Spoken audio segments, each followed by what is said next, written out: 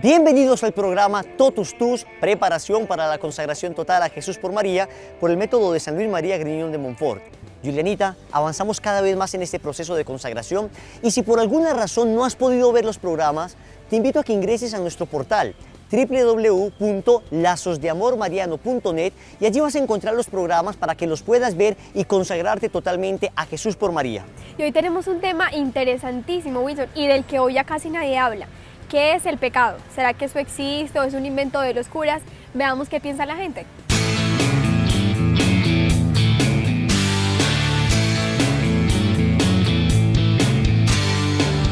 Creo que existe el pecado, yo creo que sí. Es algo que no se debía hacer. Ir en contra de la voluntad de Dios, es hacer todo aquello que quebranta los deseos y designios de Dios. Por ejemplo, robar.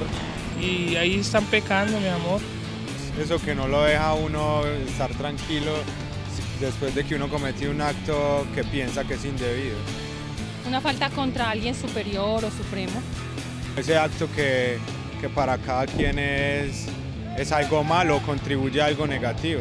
Por ejemplo, Dios dice que nos amemos unos a otros. Decir mentiras no, porque es como algo muy usual en una persona, pero también sería... Y la falta de amor a Dios hace que yo no tenga amor hacia las personas, que yo falte al respeto a las personas, que yo no valore la vida, que es un regalo de Dios. No es que Dios esté en el cielo pues pensando cómo hacernos la vida imposible y nos pone arbitrariamente una serie de reglas y de normas como para hacernos la vida imposible. Entonces Él disfruta cuando transgredimos esa ley porque nos va a castigar. Por Dios, ¿a quién se le ocurre eso? Dios es un Padre amorosísimo que está siempre pendiente de sus hijos y nos está viendo y nos pone una serie de condiciones para que vivamos bien, para que amemos y seamos amados. Pero hay un versículo supremamente triste en la Biblia, capítulo 3, versículo 6 del libro del Génesis, que dice lo siguiente: Eva tomó del fruto y comió. Después dio también a su marido, que igualmente comió. Dios les había pedido que no tomaran del fruto prohibido. Y sin embargo, ellos desobedecieron esto y empezó la triste carrera del pecado. Esa triste carrera del pecado se empezó a ver en todo el pueblo de Israel y después hasta nuestros días estamos viendo cómo el pecado nos sigue haciendo daño. Vemos que Adán y Eva fallan y Dios sigue fiel. Después Noé, al que Dios salva del diluvio universal, termina el diluvio universal, le salvó en el arca y se emborracha y Noé fue infiel y Dios permaneció fiel. Después Moisés, el gran Moisés que libera al pueblo de Israel con prodigios y signos y Dios permanece fiel a pesar de que él duda, porque Dios le pide que toque una vez con la vara la piedra para que salga agua, él toca 2 veces y Dios permanece fiel. El mismo rey David, que admiramos tanto porque compuso muchos salmos, pecó terriblemente, adulteró, mandó matar el esposo de la mujer con que adulteró. Más adelante por allá hizo un censo desconfiando en la voluntad de Dios.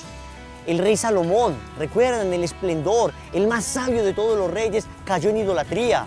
Luego en el Nuevo Testamento tenemos a San Pedro que niega 3 veces al Señor. Tenemos a los otros apóstoles que huyen y se van. El único que permanece fiel es San Juan. En fin, tenemos una triste historia de pecado. Pero desde el pecado de Adán y Eva tenemos nosotros esa inclinación desordenada al pecado que se llama pecado original. Todos tenemos ese pecado original por el nacimiento, por generación. Y sin embargo, una vez somos bautizados, se borra el pecado y permanecen las consecuencias. Las consecuencias nos hacen fallar también muchas veces, Julianita. Y por eso es que la gente no logra entender por qué seguimos cayendo, por qué seguimos fallando, como diría San Pablo. ¿Por qué dejo de hacer el bien que quiero y hago el mal que no quiero? El pecado es un gran asesino, Wilson, porque el pecado mata nuestra relación primero con Dios. Vemos cómo Adán y Eva se paseaban con Dios por el jardín, hablaban con Él, lo podían ver, pero después del pecado ellos se esconden y sienten miedo de Dios. Tienen temor y Dios les pregunta dónde están, por qué se han ocultado. Ellos dicen, descubrimos que estábamos desnudos y por eso nos escondimos, sentimos tus pasos. Claro, empezaron a ver a Dios ya como un enemigo. Sí. No como el papá amoroso. No como ese papá amoroso que era, les dañó su relación con Dios. Pero también el pecado mata nuestra relación con el prójimo, con el otro. Vemos también como Adán y Eva, como Adán cuando Dios le presentó a su mujer, dijo feliz, esta sí que es carne de mi carne y hueso de mis huesos. Pero en cambio cuando pecaron, Dios le dijo a Adán, ¿qué hiciste? Y él dijo, la mujer que tú me diste. Le echó la culpa a Eva. Ya no es carne de mi carne, y no la mujer que tú me diste. Y luego Eva a la serpiente también. Ya hay como una relación conflictiva donde hay una especie de dominación, pero también el pecado mata nuestra relación con nosotros mismos. A partir de ese pecado original, el hombre pierde el dominio pleno sobre sí mismo, pierde la señoría sobre sí, su gobierno, y cómo empiezan a luchar entre él como ciertas fuerzas, lo que llamamos concupiscencia, que más adelante Wilson nos hablará un poco de eso. Y finalmente, el pecado también mata nuestra relación con la creación. Vemos cómo Dios nos da la creación para administrarla, para nuestro servicio, pero cómo el hombre hoy tiene una relación de explotación con la creación, cómo la explotamos, y cómo a partir de ese pecado Dios maldice el suelo y le dice a Adán, ahora te ganarás el pan con el sudor de tu frente. Entonces vemos cómo el pecado mata la relación con Dios, con el prójimo, consigo mismo y con la creación, y es lo que vamos a ver en el transcurso de este programa.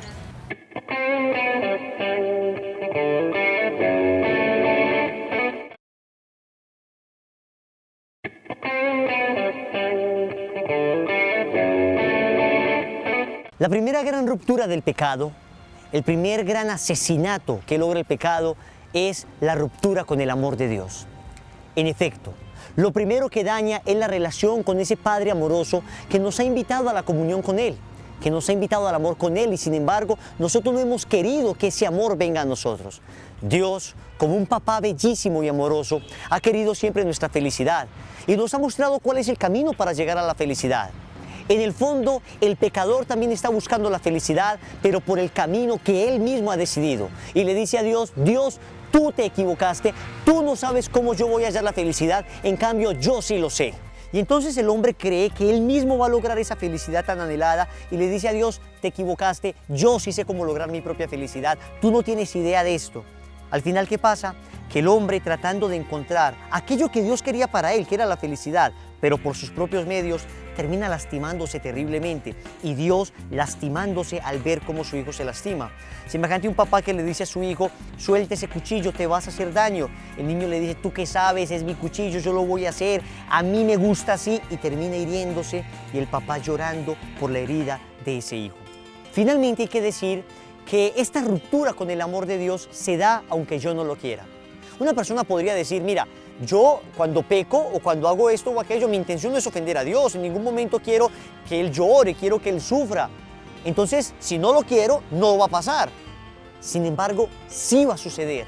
Aunque no le esté diciendo algo directamente a Dios, aunque no esté blasfemando, aunque no esté renegando de mi fe, aunque no esté inculpando a Dios de las cosas, en el fondo todo pecado ofende a Dios porque estamos escogiendo mi amor propio en vez del amor de Él. Él me ha dicho, mira, no hagas esto porque te va a hacer daño. Y yo digo, sí lo hago. Aunque mi intención no es hacerte sufrir, sí lo hago porque yo sé más que tú. Eso en el fondo es un pecado. Creer que uno sabe más que Dios. Creer que uno va a saber encontrar más la felicidad que el propio Dios. Semejante a un esposo que deja a su mujer por irse con otra persona y luego tú le dices, mira, tú estás haciendo sufrir a tu esposa. Y él te va a decir, sí, pero mi intención no es hacerla sufrir. Efectivamente, su intención no es hacerla sufrir, pero la hace sufrir. ¿Por qué? Porque está escogiendo, en vez del amor a su esposa, el amor a otra persona. Eso es lo que va a suceder siempre con el pecado. Escojo el amor a mí mismo, el amor a una criatura, el amor a cualquier cosa, en vez del amor de Dios, y esto fractura nuestra relación con Dios. Podemos caer en lo que se llama la muerte del pecado. Porque el pecador termina siempre matando la vida de Dios en el alma. Lo que se llama gracia. La gracia es que Dios vive en ti, y cuando pecas mortalmente, Dios se hace a un lado. Dios muere en nosotros, es decir, le sacamos de nuestra vida y nuestra vida queda agonizando. La vida de nuestro espíritu queda muerta porque hemos optado por nosotros y no por el amor de Dios. Vemos como una de las grandes y principales enseñanzas que nos dio Jesús es que Dios es nuestro Padre.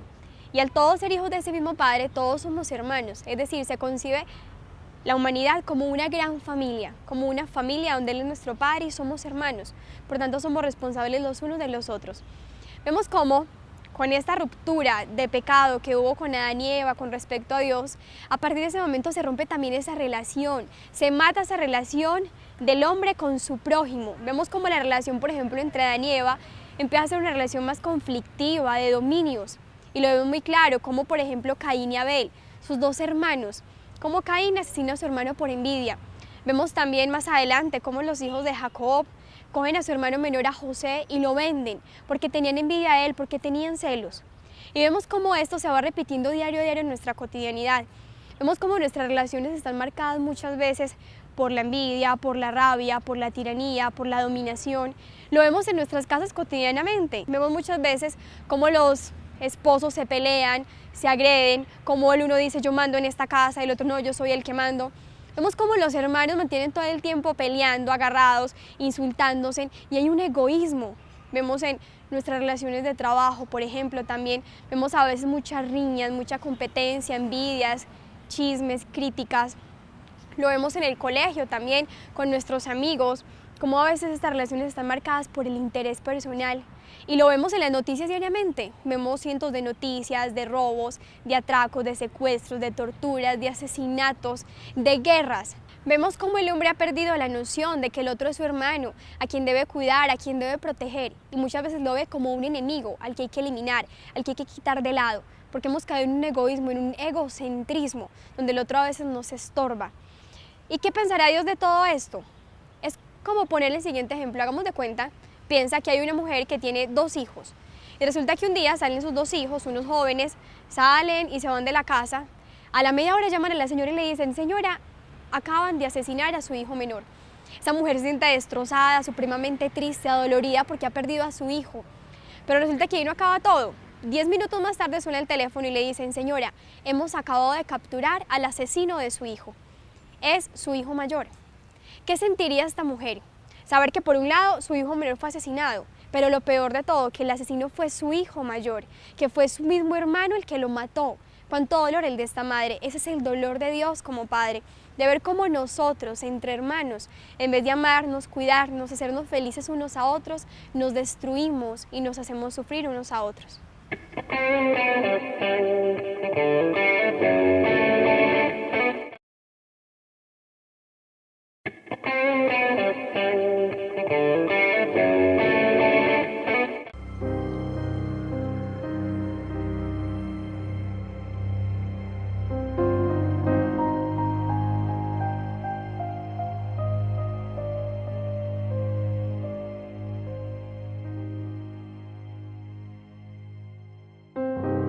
Empecé a trabajar desde una edad muy temprana, desde los 14 años. Empecé a trabajar carnicería.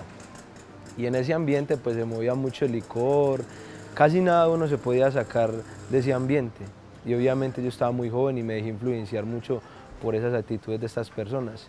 Y empecé pues que ellos empezaban a salir a cantinas y a eso, y yo los acompañábamos y yo sentía como algo de miedo porque a mí no me gustaba pues eso, no conocía mucho ese mundo.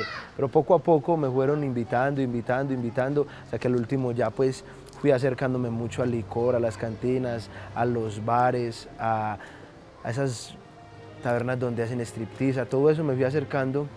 Y entonces ya me fui influenciando cada vez más y más y más y más y más.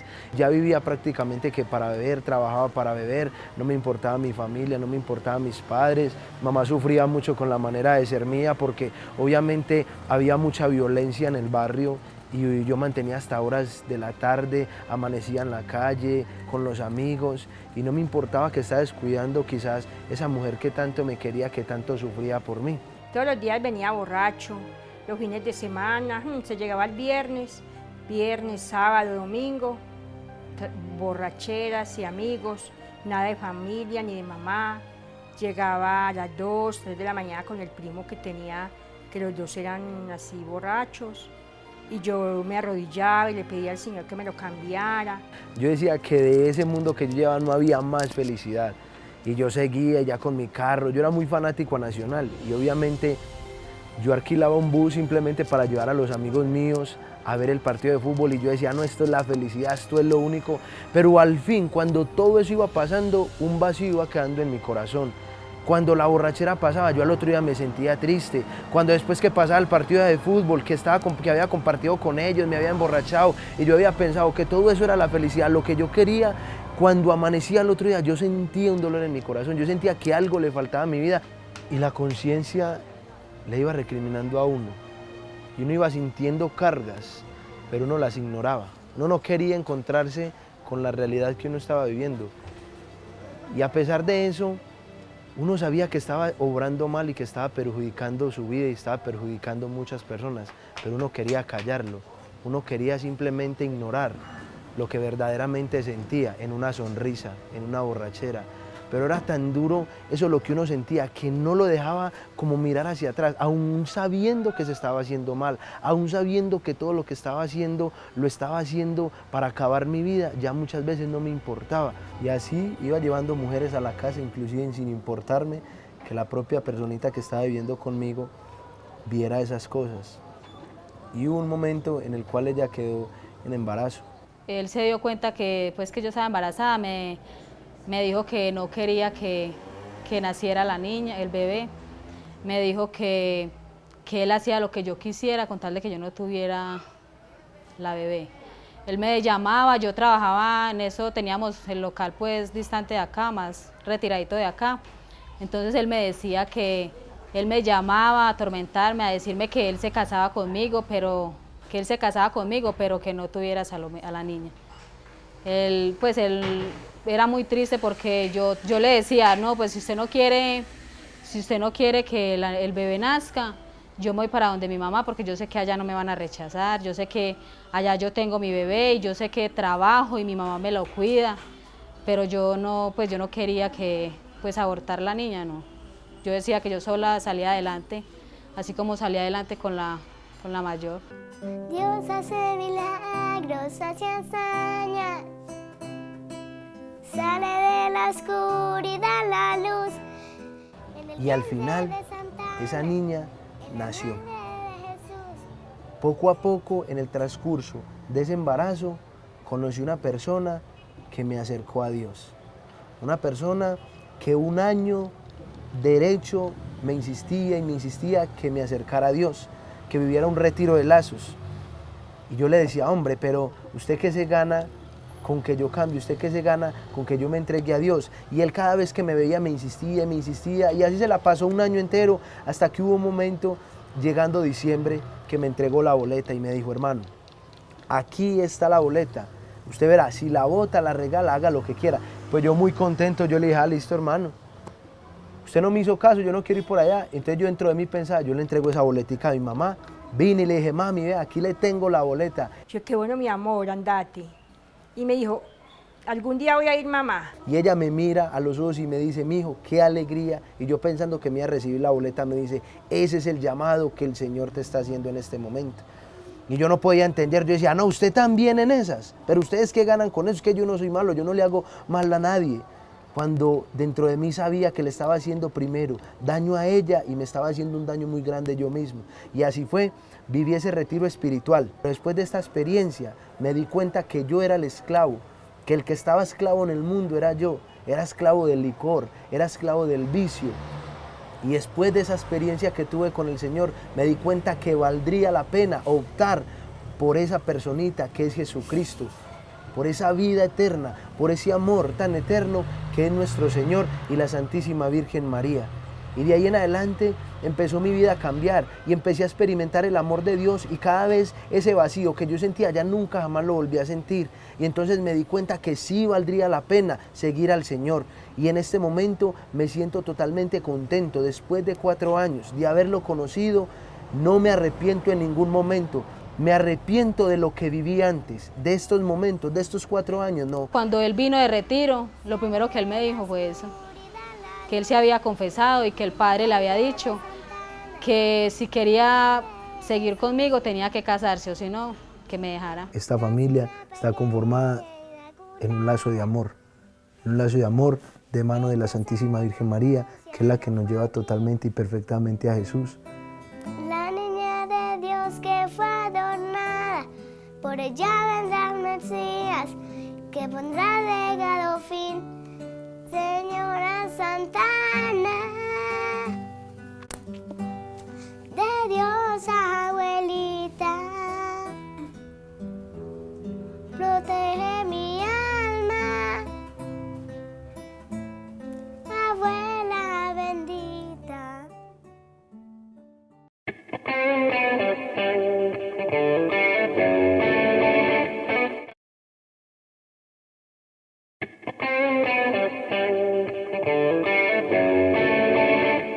La tercera ruptura del pecado es la ruptura consigo mismo.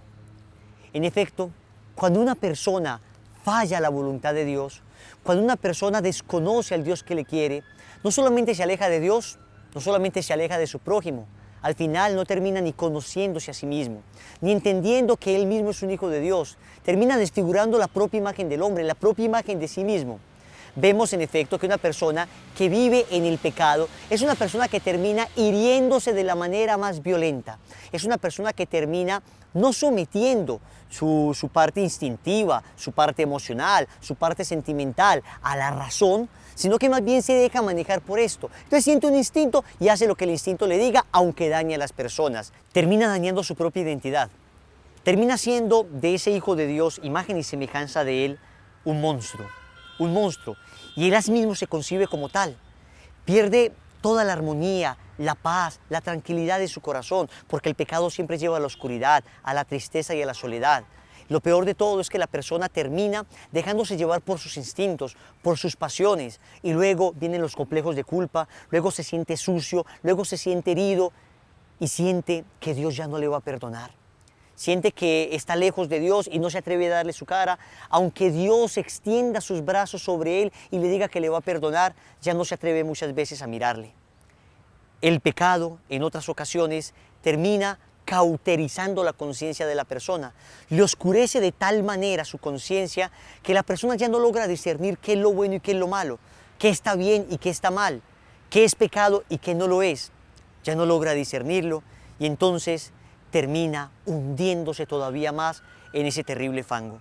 Todo ser humano por naturaleza busca la felicidad, tiende hacia ella. Tú y yo buscamos la felicidad, pero muchas veces buscamos la felicidad tal vez en personas, en bienes materiales, en momentos de placer, en instantes, y allí no la hemos encontrado, porque decía San Agustín que nuestro corazón fue creado para amar a Dios y este corazón estará inquieto hasta que descanse en Dios. Es decir, solo en Dios, solo en el amor de Dios, el hombre encuentra su plenitud, su felicidad.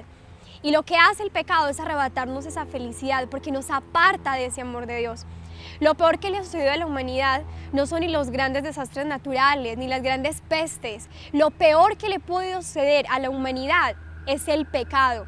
El pecado que destruye vidas, el pecado que destruye familias, el pecado que nos destruye a nosotros. El pecado engendra división, el pecado engendra tristeza, angustia, soledad, depresión. El pecado no trae absolutamente nada bueno. Vemos en el Evangelio la historia del hijo pródigo. ¿Quién no la ha conocido? Ver cómo este hombre un día le dijo a su padre, dame la parte de la herencia que me corresponde. Y cómo se fue. Y se lo gastó todo con sus amigos, lo despilfarró. Y al final terminó cuidando cerdos. Y para los judíos los cerdos era algo impuro completamente. Eso es el pecado. Vamos, gastamos nuestra libertad y terminamos revolcándonos en el fango, en el lodo. Dios nos dio un alma pura, un alma limpia, te dio un alma pura y limpia. ¿Y cómo la hemos vuelto? ¿Acaso cómo la tenemos? Tal vez manchada por ese pecado, por el lodo. Si pudiésemos oler las almas, ¿cómo olería nuestra alma? ¿A cuántas porquerías olería de tanto pecado que hay en ellas? Pero el hijo pródigo no se quedó revolcándose en el fango, sino que recapacitó. Pensó que muchas personas estaban mejor en la casa de su padre y recapacitó y dijo, volveré donde mi padre. Y se levantó y fue donde su padre. Y eso es a lo que el Señor nos quiere invitar hoy, a lo que yo te quiero invitar. Ya sabemos que somos pecadores, que hemos cometido muchos errores, que tal vez tenemos el alma manchada, llena de barro, de pecado, de fango. Pero la invitación es para que recapacitemos, para que no sigamos en esa vida, para que nos levantemos y volvamos a la casa de nuestro Padre, a que nos dé esa verdadera felicidad que solo Él nos puede dar, a que vayamos donde un sacerdote, para que Él, con el poder que Cristo le da, nos lave, nos limpie, nos perdone y empecemos una verdadera vida como hijos de Dios. El gran asesino. El pecado rompe nuestra relación con Dios, con nuestro prójimo, consigo mismo, con la creación. El pecado acaba con la salud, con la familia, con la dignidad de la persona. El pecado esclaviza. Pero la misericordia de Dios, Julianita, es inmensa, infinita, grande. Es capaz de sanarte y de limpiarte, no importa el pecado en que hayas caído. Aunque juntáramos el pecado de toda la humanidad, aunque juntáramos el pecado desde el primer hasta el último hombre en una sola persona, ese pecado sería como una gota en comparación al océano de misericordia que es el amor de Dios. Sí, Wilson, y por eso el Señor nos permitió tener este maravilloso sacramento, el sacramento de la confesión, donde el Señor nos reconcilia consigo mismo, donde nos lava de nuestro pecado, donde nos restablece nuestra dignidad y nos devuelve ese amor y esa misericordia que tanto nos hace falta. Allí, cuando el sacerdote extiende su mano y te dice, yo te absuelvo de tus pecados en el nombre del Padre y del Hijo y del Espíritu Santo, allí, a través de su mano bendita, sale la sangre del Cordero derramada en la cruz para limpiarte de ese pecado y de esa maldad. ¿Cuánta gente que dice, yo no me confieso con un sacerdote que es más pecador que yo no me confieso con un cura, el que va a saber? Por Dios, Jesús mismo lo dijo. Evangelio de San Juan, capítulo 20, versículo 23. A los apóstoles les dijo, a quienes ustedes perdonen los pecados les quedarán perdonados, a quienes se los retengan les quedarán retenidos. Los sacerdotes tienen las manos benditas para limpiarnos de la maldad y del pecado. Además, el sacerdote, que también es frágil, entiende tu condición de ser humano. Él no te viene a juzgar, Él no te viene a señalar. Nadie te puede decir que eres un pecador. El que esté libre de pecado, que tire la primera piedra. Él te viene a perdonar. En el tribunal humano, cuando confiesas tu culpa, tus pecados, eres condenado. En cambio, en el tribunal divino, cuando confiesas tus faltas y tus pecados, eres perdonado. Bendito sea Dios. Acércate hoy mismo al sacramento de la reconciliación. Acércate hoy mismo a confesarte. ¿Hace cuánto que no lo haces? Te aseguro que el sacerdote va a estar allí abriendo las manos para recibirte cual hijo pródigo, darte la absolución, y hoy puede ser el inicio de una nueva vida. Dios les bendiga y vamos siempre a Jesús por María.